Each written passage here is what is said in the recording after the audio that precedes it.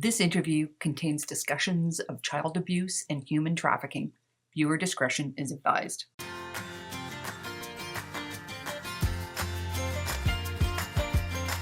Once you've made a quilt for yourself and everybody in your family, who do you make quilts for next? Through her own experiences, Jennifer Mahnke has many excellent points to consider when looking for others to quilt for. She has generously shared her own story of how quilts can both help and heal. This interview is personal and special, and I'm going to let it speak for itself. So grab your sewing and your tea, and here's my interview with Jennifer Mahnke. Welcome, Jennifer. First of all, how do you pronounce your last name? That H must throw everybody off. Yeah, it's pronounced Mahnke. So Is that German? it is. Yes, yes. There's a huge rivalry in Boston between the Boston Red Sox and the New York Yankees, but it rhymes with Yankee, unfortunately. So that's what we tell people. Okay. Mahnke.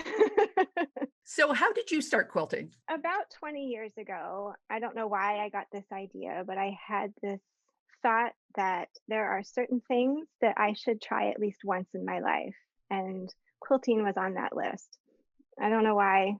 My mom at that point I'd never seen her quilt. I think she'd done a little bit before I was born. So I thought it was something I needed to try, and a friend and I started gathering fabrics to make our first quilt, and then I moved and lived out of the country for a little while. But when I came back in 2001, I just said, okay, I'm going to start doing this. And it was just very simple. It was just a postage stamp kind of quilt, really tiny little squares. And I just made it up as I went along because I didn't know what I was doing. And I think it took me probably 6 or 7 years to get it all done because I'd never bound anything before. So all of it was just a new process for me. But it hooked me in the world of fabric. So I ended up making some baby quilts for my children and for some friends' children, and things took off from there. Had you been a crafter before? Like, were you a knitter or crocheter? I studied art in college, so very artistic. But I had dabbled in sewing.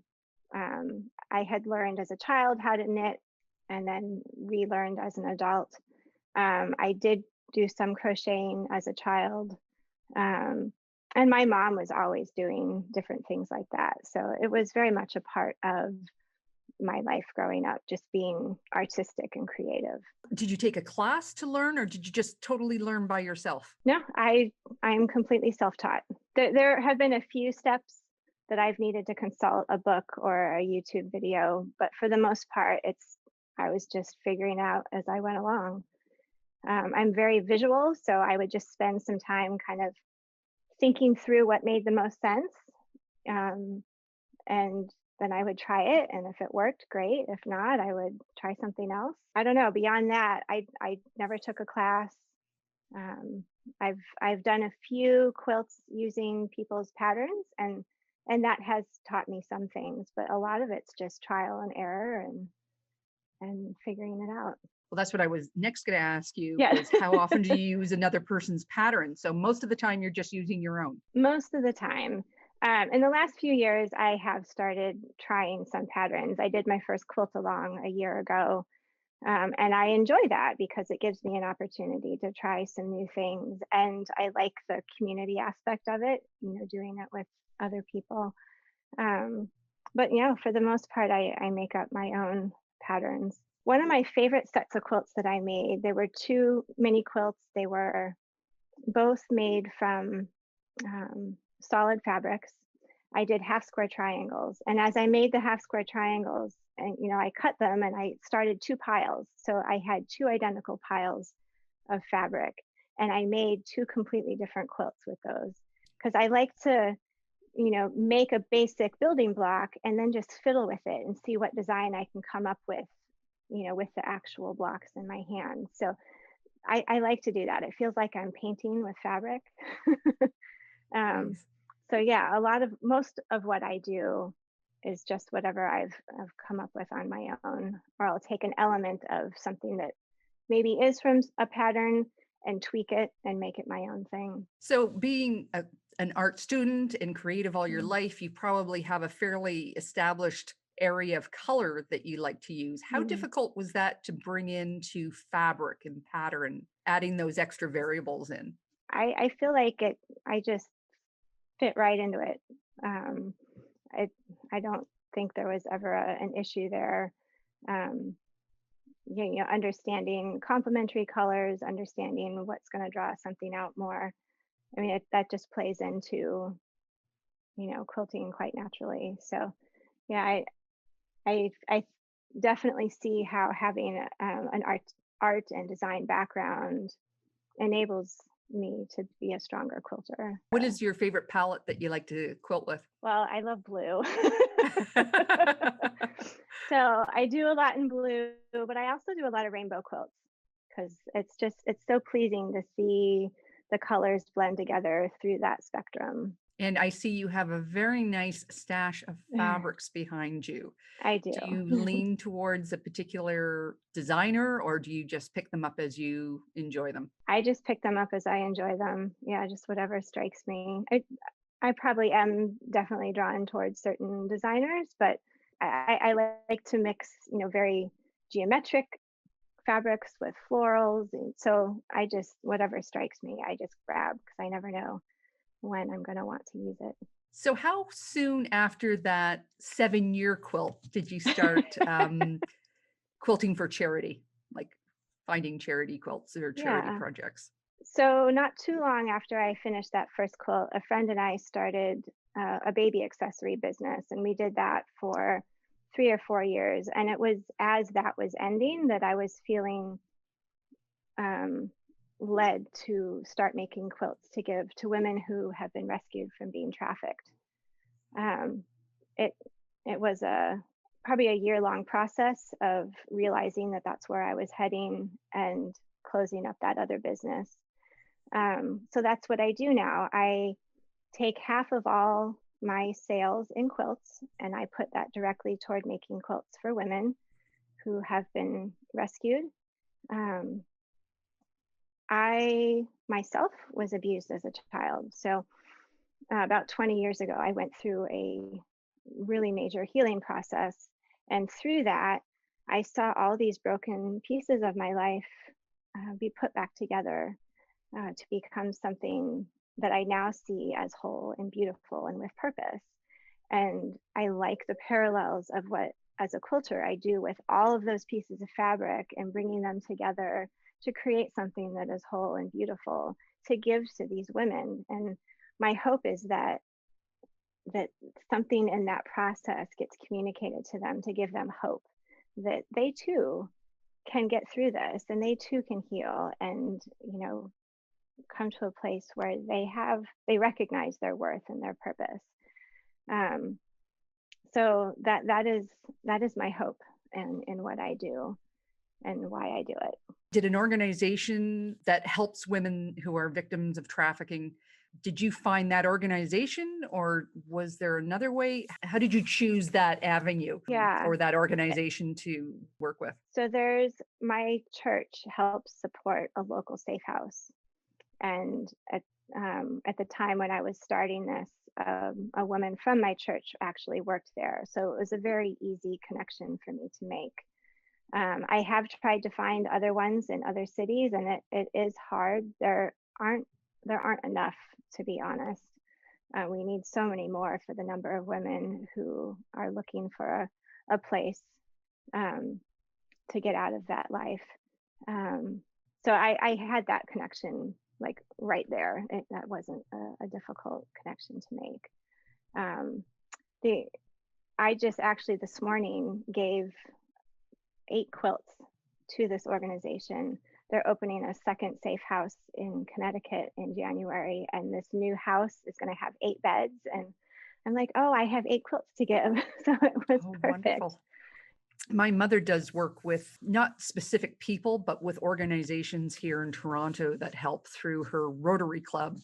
Mhm. And I have a friend who works hard with, she has a core group of 25 women that she works with. And She calls on us as her friends to help her with a couple of initiatives, but it's a very dark place. As you say, the forces of human trafficking,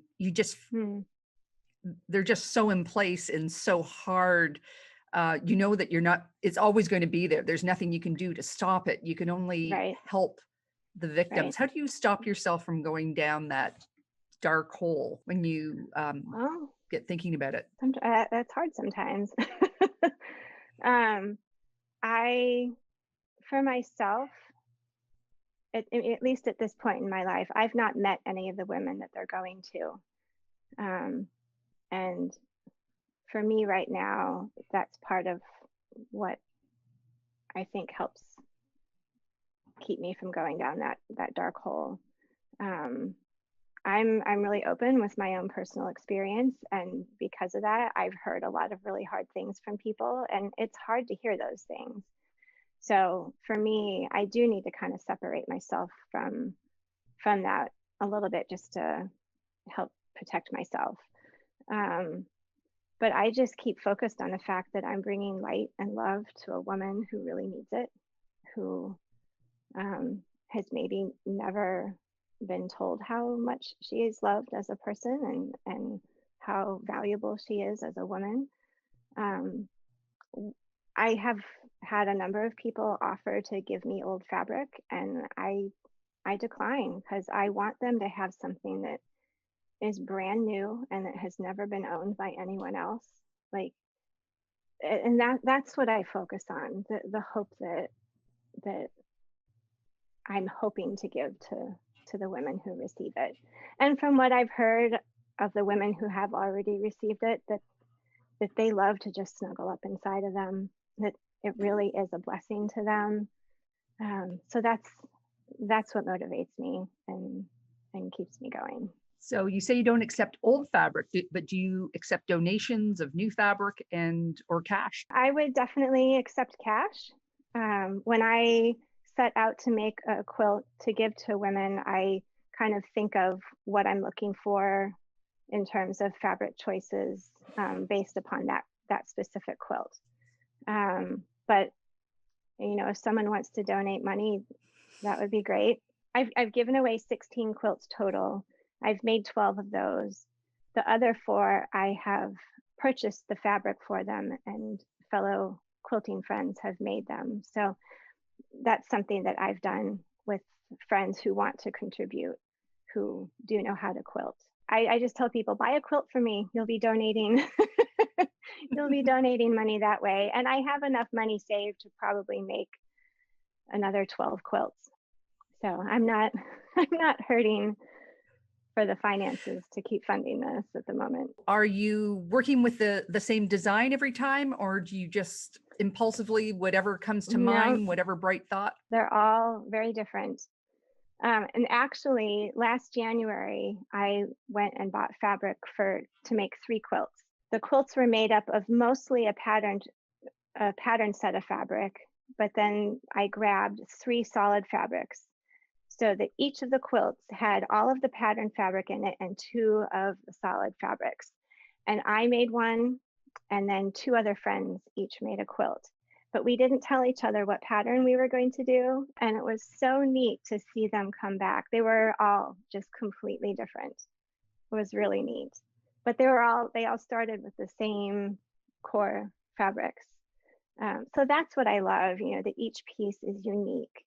That it isn't like a quilt that 10 other people have or 100 other people have, that what that woman is receiving is unique to her, for her. Are you a person who sews by themselves, or you just talked about your friends? Do you get together and sew, or is it a solitary activity for you? I'm mostly by myself.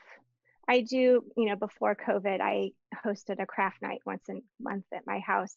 So there were times when I was, finishing up the binding on a quilt, with a bunch of other women doing whatever craft they had going on. But it's mostly just me here in my studio, especially now that we're just kind of staying home. Yeah, I like to work alone. Sometimes I have music on, sometimes I listen to podcasts, but sometimes I just like the quiet. to be in here and creating. Are you in your basement or are you upstairs? No, I have a room upstairs. When we bought our house 3.5 years ago, the woman who lived here had a sewing room. So I just took over the sewing room. Very nice. So I have like my work table and domestic machine over here, and then I have a long arm on the other side. Oh, wow. Yeah, Very it's a nice. really Very it's nice. a nice space. I have a group of friends and we get together. We make our tops throughout the year, but we get together and we just do these long arming sessions. This Oh, nice. one of the friends has the long arm and we just do this marathon weekend of long arming. And one person Wow. is trimming them and making the bindings. We can't bind that fast, so we end up taking them home to bind. But Uh-huh. our quilts go to a hospital here in town, Mm. inner city one, where often the parents are going home with nothing, Yeah. and they have this little, they call it a tuck shop, but it doesn't cost them any money, and we donate quilts to that. Oh, that's Um, wonderful. but I associate that with a group of people where you're Yeah. doing it solitary. Yeah. And I'm getting people involved, like I just shared with other friends making their quilts. And one of my friends who did it lives out in Western Massachusetts. So I've never actually met her in person. Oh, We're wow. online friends. So it's not possible for us to sew together. um, yeah, no, I am more of a, I guess, a solitary sewer. I was doing just some research online and I saw a column that you wrote for your local church, and it mentioned that you count while you sew. I do. I do. So you count the total number of pieces or just the pieces in the section that you're doing? So once I have all the squares set, I count. I so the current quilt I'm making, I need 120 blocks. So once I have my 120 made, I'll get it laid out, and as I'm sewing them together, I count down. I watch as the quilt gets bigger and the numbers get smaller, and it helps motivate me. I find it fascinating how our brains work. For me, it's coloring things in, coloring the blocks Uh-huh. in. But I Yep. do need to see that progression too to Yeah, keep me yeah. motivated. I have a friend who puts them in piles of 10 and she Mhm. does it by 10. And Mhm. yeah, it's just fascinating how all our brains figure out a different system and whatever works for us. So you've got a huge pile of thread. I'm sorry, I'm being nosy here, but I see this huge pile of thread on the wall. Is that serger thread or is that long arming It thread? No, that's serger thread. My aunt gave me her sister's serger, and all of that thread came with it, and I don't know how to use it. So it just sits there looking pretty. Yes, it looks very, very pretty. Yeah, that's the serger thread. My sewing threads down here, and then these are all buttons. Are I you a like to collector of buttons? I am. Um, I I mean, I sew with them. I'll make like coffee cozies to put on your coffee mug, and I'll put buttons on there. Um, so yeah, I collect buttons. And I organize everything in rainbow order. So it's just pleasing to look at. If a quilter, like I think we all get to this point after we've been quilting for a little while, we start off and we say, okay, we count up the people in our family and we count up our friends, but we all realize there's going to be a point where we've made a quilt for everybody and they want Mm, to start making them for other people, for a charity or for truly just somebody that deserves it, deserves yeah. all our hard work and effort. How would you advise a new quilter to go out and look for that organization that will capture their soul and be worthy of all their effort? I tell people, or I ask them, like, what are you passionate about? What issue or what group of people, um, is there something that's happened in your life that allows you to identify with a certain group of people? What is it that you connect with? What is it that you're passionate about? And just see what is in your town or in the city near you that addresses that issue or works to help that people group. And just start a conversation with them and maybe find out, this is what I do. I would love to be able to make quilts for these people. How can we develop a relationship where that's possible? But I say, look at what you are passionate about yourself. Look at, for me, because I was abused, it was very easy to want to connect in that way with women who are coming out of abuse. And that's going to be different for everybody. But we're all gonna, if we look deep enough, we'll all have a group or an issue that means something more to us than something else. So that's what I encourage people to do. And I think, you can make quilts for specific people, but you can also make quilts for an organization that needs to raise money. That's the other thing that I do. This safe house that I give my quilts to, they have a fundraiser once a year because the program that they run is expensive to run. So I donate a quilt to their auction every year, and that helps them raise money. So there's lots of different ways that you can contribute to places that are making a difference. When you're donating to a place that's going to raffle it off, is there a polite way to say that you want them to make a certain amount of money to justify all your effort? I've had some of them ask me to give them like a bottom amount that I think needs to be accepted. And other times I just figure, what, for me, it's just about contributing. And I think most quilts that you give to an auction aren't going to make anywhere near what they're actually worth. And I've just come to that point where I'm okay with that. My whole goal is to help that organization. So if a quilt raises $10 or $100, if it raises $500, either way, that money is going to the organization. So to me, that's more important than putting a dollar amount on it. When we first started talking, I asked you to think about what you wanted people who were watching this video to go away and do. Is there a call to action that you want to make? And is there something that you would like quilters to do? I think, not everyone is going to be called to do something like what I'm doing. And maybe some people just can't. Maybe they need to sell their quilts or whatever craft they're doing. But if I would encourage people, if you are able to do it, to consider using your talents and your skills to bless other people, to find that organization or that group of people or whatever it is that's on your heart, to use what you do to bless people. It is such a beautiful thing to give away a quilt, to allow someone else to be so filled with joy and gratitude at being given such a gift is a wonderful thing to be able to do. So if you're able to do that, I say do it. This world is full of broken, hurting people that need love and need to have connections with people. And I would also say, try to connect with other people who want to learn to quilt.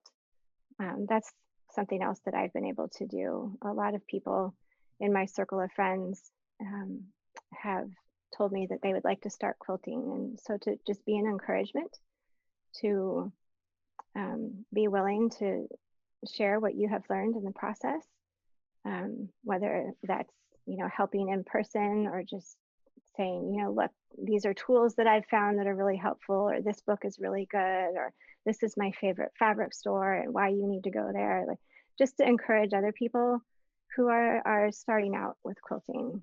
That's always fun. Thank you so much for being on the show today. You're just such a generous spirit. I really, even though we're in a Zoom meeting, I can feel it through the wires here. No, thank you. You've made me inspired to get back to those charity projects that I still have to get the binding on. Because as you say, there are people out there that just don't want them. They need them. They need that extra that love, and they need that tactile experience. Right. When you can have the weight of the quilt just on you and around you, that can really speak to somebody, just not even just on a physical level, but emotionally or spiritually as well. If people want to get a hold of you or follow you, how do they find you? I am on Instagram under Jennifer Mahnke, so that's the best place to find me. Thank you again. I really appreciate it. Thank you for And having me. take care. I recorded this interview about 2 months ago, and I still find Jennifer's words echoing in my head, impacting my actions and my intentions. It has changed the way I look at charity quilts, how I make them, and what I make them with. But mostly it has me looking at how I can have more impact with the charities that I do support. I will leave Jennifer's contact information below, as well as the Safe House charity that she makes her quilts for. Next up on Karen's Quilt Circle is Stephanie Hackney of Hobbs Batting. And we are talking about everything batting, from cotton to silk and everything in between. You don't want to miss this one, so be sure to subscribe to my channel. Last week I uploaded Sewing Room Zones, the third part of my Organize Your Sewing Room series. If you missed it, I'll put a link in the notes below. And check out some of my other Karen's Quilt Circle interviews as well. If you like this video, don't forget to subscribe and hit that bell beside the subscribe button so that YouTube will notify you when I make new videos. You can also find me on Facebook, Instagram, and Pinterest at Just Get It Done Quilts. And of course my website, justgetitdonequilts.com. So take care, and I'll see you next time.